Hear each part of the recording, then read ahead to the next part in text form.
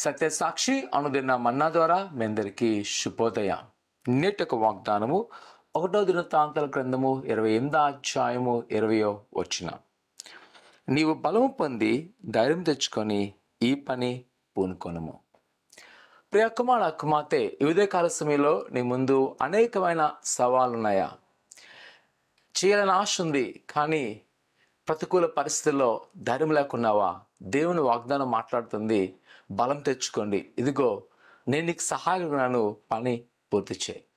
ఈరోజు ఎలాంటి యొక్క పరిస్థితి అయినా, ఒక ఇంటర్వ్యూ అవ్వచ్చు, ఎగ్జామ్ అవ్వచ్చు, నూతన క్లాసులు అవ్వచ్చు, ఏదైనా అవ్వచ్చు, ప్రియ కుమార కుమార్తె, ఇదిగో నీ పని చేయటకు ప్రభువైన యేసు నీకు తోడుగా ఉన్నాడు. ఆయన నీతో ఉన్నాడు. ఆయనను బలపరిచే దేవుడు, ఆయనకు సహాయం చేసే దేవుడు. కావున నిరాశపడక, అధైర్యపడక, బలం తెచ్చుకో. ప్రభువునందుండి బలం తెచ్చుకో. అందుకే భక్తులు తెలియజేస్తుంటారు, యెహోవా కొరకు ఎదురు చూచువారు అలయక సొలేక సమస్యలకు కొందరు.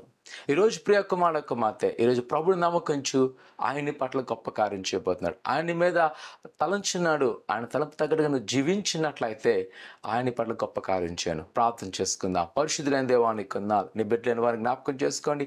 నీ దైవాశీర్వాదంతో నింపండి. నీ కృపాక్షేమలతో నింపి బలం పొందింపచేసి ఆశీర్వదింపచేయండి, ఫలింపచేయండి.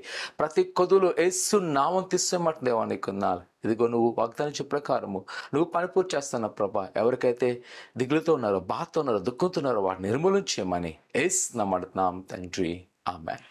ప్రభునందు భారం పెట్టి ముందు అడిగేయండి. ఆయన మీకు తోడేయును గాక. ఆమేన్.